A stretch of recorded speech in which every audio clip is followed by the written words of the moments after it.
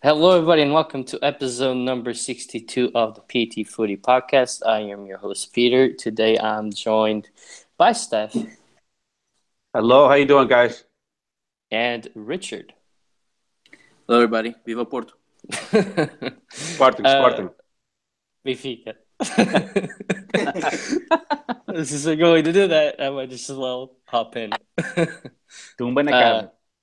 uh, all right, today should be a good one. There's lots to talk about. A little bit, something called the Champions League, but we'll get onto that a little bit later.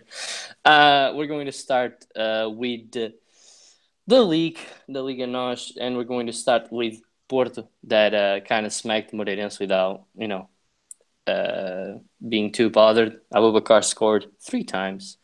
Casillas was in goal, Maxi, Felipe Marcano, Alex Telles, Danilo, Oliver, Corona, Brahimi, Marega, and Abubakar. So Marega and Abubakar partnership going back at it again. Maxi filling in for quote unquote unavailable Ricardo Pereira. Rich, were you surprised to see Ricardo out of the lineup? Yes, I was. I was very kind of disappointed, actually. Um, Give me 1 second while I look at the lineup again on my phone. Sure. But yeah, it did catch me out of a surprise just because, well, one side note, I have him on my fantasy team, and I didn't think that he wasn't going to play, so that kind of screwed me over. But I think Maxi, he was, the best option. He did a good job. Maxi's Maxi. He's the player that he is. So I was surprised. Yes. All right. Do you think that this is indicative of him maybe leaving the club? Ricardo Pereira. Ricardo, yeah. No, well, I mean, I had first thought that, but they said that he had flu or he woke up bad. But it seems like that's what they usually say when the guy is leaving. But I don't think I've heard anything about him leaving at all. I did hear some rumors about Danilo might be leaving, but I think Porto are trying to avoid that too. I forget what team it was. Maybe PSG. PSG want 40 or 30 million, but Porto will only sell for 40. But I hope he doesn't leave because I really like him as a player. I mean, you mentioned before that he might leave, but I really don't think that Porto are willing to sell him at this point. I don't know. They need the money. We'll see. I just thought he was surprising because, Maxi was supposedly out of the team. And Ricardo's been playing really well, and for him to just be absent, it's kind of surprising. I think, there's something more to it. Just like the William injury, but we'll get on to that. We'll get on to that too. So what did you think of the game, Rich? Hold on a second. Hey, Richard. Game. I mean, let me just look at this. Rich? Yeah, can you hear me? Yes, Steph asked you a question. Or he was going to. Hey, Steph, what was the question? what's your Twitter account name? It's What's Mr. my Twitter? Richard Teixeira. I think I'll send it to you. Why did you? No, I got it. Thank you. Never mind. Go on. All Tá right. aqui, meu. Vai lá, meu. Dá o teu prognóstico. All right, so let me see. You just killed the guy. It was Abubakar's day. Goals, hat trick. Hat trick. I believe I saw one article in like 7 years or something like that. A long time. So I was very happy. Another reason I was happy is because I kind of saw it coming. For some reason, I just had a feeling that Abubakar was gonna be one of those days that he's on point. And so we'll start off with that. Like Abubakar scored in the 18th minute. It was a header assist from. So besides Maxi Pereira, I think that Alex Telles had a really amazing game as well. So that was the first goal. I'm trying to remember the second goal, how it was. I think it was also from a stop ball, or I don't remember exactly. These highlights right before the podcast, but the analysis of the game is I would say that Brahimi didn't have the best of games. That's why you saw Octavio coming in the He beginning of the was second injured. half. Yeah, He but you got can see injured. that he wasn't in form like the whole game. Like something was wrong. So I don't know when he took that when the injury happened. If it happened early on in the I, first half, or I don't know, but I thought it was kind of funny on how all the newspapers were making headlines saying that Brahimi played full 90 minutes twice, and he was being rested for games and for training and stuff, and then all of a sudden he gets injured. But I don't know what happened, but he was hurt. I think it was like really early on, like 15, 20 minutes in. yeah, I mean after that he wasn't in the best of form, you know. So I mean the coach did the right call taking him out. Um, besides that, let me just see the other substitutions that was made. So then Abubakar came out at the end, but that didn't really matter. Layun came in. Corona, I think he had a good game.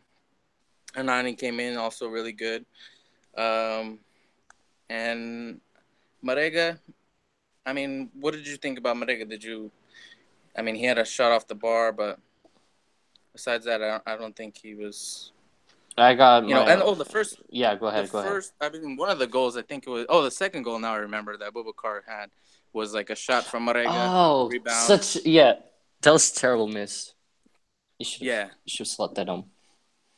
Mm-hmm. Yeah, I totally forgot about that. And then I think Oliver shot it, and then another save, and then finally Abubakar was there to put it in. Yeah, it was Merega and then Oliver Tours, and then Merega, and then Abu Bakar scored the goal. Yeah. Yeah. So I thought it was a good match. I mean, 3-0 against Moreirense at home, you can't complain. But it could have been actually a lot more. I feel like they missed a lot more opportunities in the first half. Like they should have ended the first half already of 3-0, and then, you know, I think the scoreline kind of doesn't reflect what it could have been. But you know that happens in every game. You know, you're gonna have a lot of missed opportunities. So, but should have been 5-0. So all the big three had 5-0. No, Casillas, you pulled off some great saves too. So I remember at least one from outside the box. He saved it with one hand.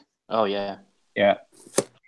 And that was like a shot that almost went in. That was like first touch shot. Like the guy just, hit me there. That was a good shot, but went wide.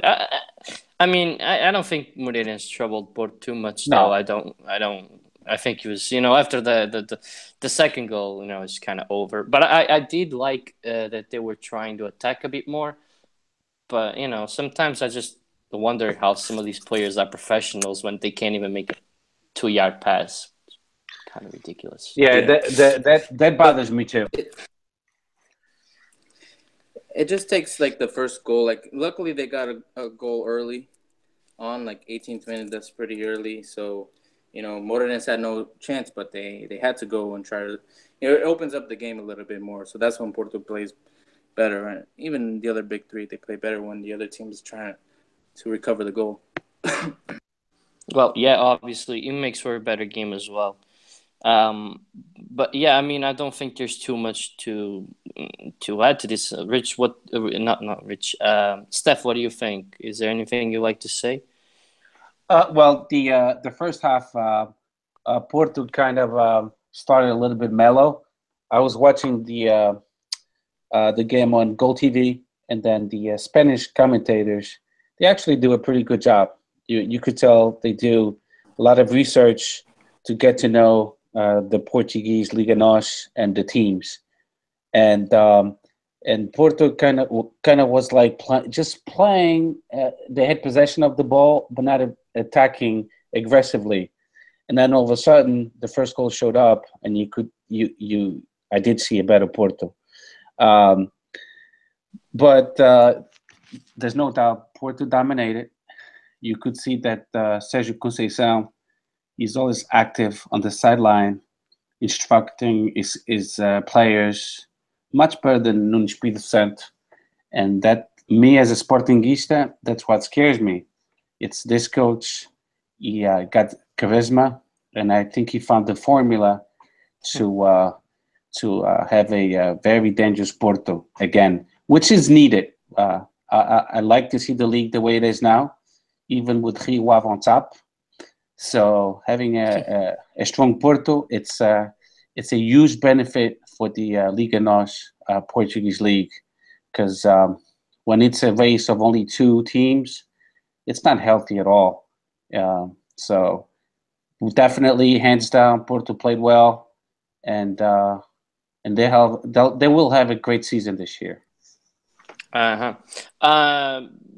I'm not going to talk too much about the game. I thought it was, easy as soon as they got the first goal, and it is what it is. I'm still not sold on Sergio Conceição, but you guys are. So I mean, they're gonna have a kind of hard test against Braga this weekend, I believe. So we'll see how that goes. But I'm not even too bothered about that game. I think Porto will win. Well, I think that Benfica has a tough game with Rio Ave and Rio Ave. So that's true. I know.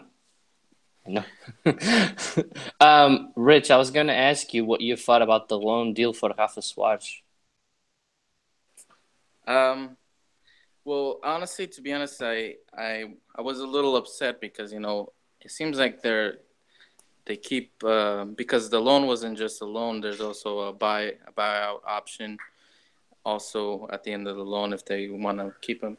So I mean, it just sucks because it seems like all the jogadores de formatura, like from their B squad or from their training, they're just one, and I got this guy, Rafa Soares. Luckily, I'm happy it wasn't Diogo Dalot, but I was a little disappointed. But at the same spectrum, I'm also happy because he'll get the playing time and the experience over there at Fulham. Big English Premiership team. Right, Fulham's in the Premiership, right, or in the Championship? Yeah. No, they're in the Championship, the second league. Oh, they're in the second league. Yeah. Okay. So, I mean, still he'll get. I mean, it's still better than the Portuguese second division. So, I think that he'll definitely develop as a player, and hopefully they don't end up buying him. But who knows? We'll see how that goes. It's kind of surprising how they're, selling all these guys, but we'll see. I mean, not selling, but loaning out all these youth guys, getting rid of them. But we'll see how that goes. It might be a good strategy. Who knows? But I think that's it. I don't think there's any other Porto news unless I'm missing something. I know. You guys, we mentioned the new possible transfer. Nothing like now. You don't really know. It's coming towards the end of the transfer window. You got Yannick Jaló coming to Steuea. Come on, there's like so much stuff coming out. So for the Porto news, I think if we're able to keep our squad, hopefully I haven't heard anything about Ricardo Pereira, but I really hope he doesn't go. Let me see. I don't think there was anything else. No, I don't know. You check, but I was just going to add to the new thing that rumors are PSG paying 45 million, but Porto only accepts to sell him for 60. So that's the current rumor we got there. All right. Yeah. I saw something on Twitter that they wanted 30, but Porto wanted 40. So maybe it was fake news, but we'll see. I trust FC Porto Global, so I'm happy. I'm just saying. I mean, I kind of do, except when he goes on a rant against Benfica, but that's for another day. Yeah, I think that's really it for Porto. So we're moving on to Benfica now. Oh wait, let me just ask you something then, because let me just double check something really quick. But I believe that this podcast is the last one before. No, actually, okay. We still have another podcast before the window closes, but that's one day before the end of the transfer window. What do you expect to happen in this last final week and a half? What? Oh, I'm sorry, Peter. You broke up. I didn't get to hear you. Oh, I'm asking you. We're a week away, a week and a half away from the end of the transfer window. What are you expecting? To happen? Well, I'm expecting really nothing to happen on Porto's end. I was hoping they would get this guy. From I believe it's Corinthians but I think there's talks that he might be going to PSG, but I don't think there's anything else. I mean, if Porto were able to get a winger, I know that Sergio Conceição was talking, or supposedly there was some article saying one of his former players at Nice, he was going to bring him over. I don't think that the player wants to go. Did you see that? Of what? Andre? Is that what you're talking about? Sorry, I was distracted. No, not Andre. There was an article out that one of Sergio Conceição's former players at Nice, he wanted him to come to Porto. You mean Ren, right? It was Ren. I don't know. I didn't see that, to be honest with you. I really didn't. But I mean, I did see the Andre rumor, since you reminded me of that with Nice. That Nice are reportedly interested on him. Oh, that's what it is. Yeah. But there was also another rumor he wanted to bring him over, but it didn't work out. But Andre, I don't think that's gonna happen. Andre, he is a good player. I mean, you can see he's not part of the starting 11 now, but he will be. He's a depth player. Like, we need him. If anything, like if anything happened to Danilo, we need Andre there. So yeah, he can't go. No. I don't think so. At least that he can go. No, I don't think so too. All right, I think that's everything. I don't think I've forgotten anything. So we're moving on now to Benfica. What? Did you say something, Rich? Yeah, I just said we forgot to talk about Eva Mendes, but that's who's that guy? Who's what? Who the hell's that guy? I don't know him. Steph, do you know what I'm talking about? Qual é o jogador outra vez? Não é o jogador, é o Eva Mendes. Yeah. Universal yesterday. Yeah, well, no, I didn't. I know what you're talking about. I don't even know. No, I'm lost. I didn't watch it. I didn't watch the show yesterday, but well, we got some more fake news. No, the thing is, I believe I'm starting to believe. Maybe I'm naive, but I'm starting to believe the judicial system in Portugal, just because. And I wanted to talk about it, but since you brought it up now, and it has nothing to do with Benfica, actually. Actually, it's with the referee, Jorge Sousa, what he did. We can talk about that. About that. All right, we'll use that as a breaker. Sure, you can mention it. Let's go. Okay, so anyway, to tell you the truth, I didn't think he was going to be suspended at all. The way he spoke to our goalie, Stojkovic, it was unacceptable. I mean, you heard it on the microphone on Sport TV. And Sporting TV, what an embarrassment. The commentators didn't say shit. They just said, homem com autoridade, but they didn't say anything. Shame on them, on the commentators. They should have said something. Unacceptable the way he spoke to such a young player of Sporting.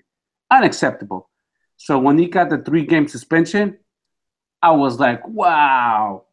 Even on Twitter, I was tweeting, and I was like, I can't believe it. He got 3-game suspension. It was up to 1 to 5 games do Conselho de Disciplina. And he got 3 games because it was his first offense. So that was a kind of heavy suspension, but I'm glad it did happen. So with that said, So I think it's the judicial system, the different Conselho da Liga, a Federação, Liga, they're changing their mentality a little bit. That's what I think. I might be naive. So next week we're not going to have any referees to referee any games, right? Why? Because if we're going to suspend every single referee that does that, then we're not going to have any referees to referee any games. No. Because to be honest, that's just what happens in every single... First of all, I don't disagree with you. Listen, I don't disagree with you.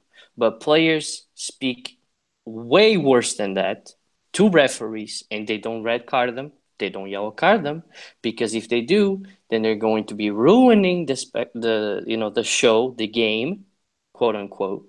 But when they did that, he got called out. I mean, I just don't know. I mean, I agree that he shouldn't talk like that. But if he shouldn't talk like that, then players shouldn't talk like that. And players talk like that. Players the worst. So if we're gonna start banning every single referee for 1 or 2 games for that to happen, because of that, then we're not gonna have any referees in the upcoming weeks. That's just the way football is. I understand. Hold on, no, but the thing and is, he wasn't even that aggressive, by the way. No, okay. Right? Yeah. What did he say? You kidding me? Eldis, I'll pull it up for you if you want to. I'll send it to you. No, I didn't listen to my dad told it. He said words like caralho, foda-se, vai para lá, estás a brincar comigo, ok, caralho, vai para trás. Quem manda aqui sou eu. He got personal. That's why it was bad, because he got personal. There's a thing you could say, like, if I'm playing and then you foul me, eu posso dizer assim, foda-se, alejaste-me. And I didn't curse at you. I just said it. That's different. Don't be naive. Don't think players act that way. Come on. No, we see it on TV. No, but wait, Steph. Let me just say something. So, I think as a referee, he should be setting the example. Exactly. Because these players are like 20, young putos. Like the referee is older. Most of them are lawyers and bankers or whatever. They should be setting the example. So I think it's right that he should have gotten suspended. I think that they did a good job. Yeah. All right. So I just hope that we start red carding players whenever they talk trash to the and they are. That's what happened to what's his name, do Porto. The we were just talking about him. Da Argélia. Ibrahimi. Last year they said he cursed in French, and the 4th referee doesn't even speak French, and they kicked him out of the game. Yeah, that's what happened. Players, when they curse to a referee, they are giving a yellow card, a red card. They are. Peter, they are. Se chamam árbitro assim, tu és filho da puta, they will give him a yellow card. Really? Because I've seen it several times happen on TV, and they don't yell. It happened in Spain with Sevilla. Okay, he got 2 yellow cards for cursing. And you know what? And good. Referees should give them yellow cards if they're being insulted by players. Because I'm not disagreeing with you. I wouldn't take that. I would never take that. If a player curses to a referee directly, to his person, to directly to the referee, if he calls him as filho da puta, as cabrão, vai para casa que a tua mulher está a pôr os cornos, yes, you got to give him a yellow card. But that shit happens like 24/7. No, I don't think so. It does. Think you're wrong. Listen. I'm talking. I've seen I players, know this from experience, bro. I've seen players saying like this, Peter, foda-se, aquilo foi falta. Nah.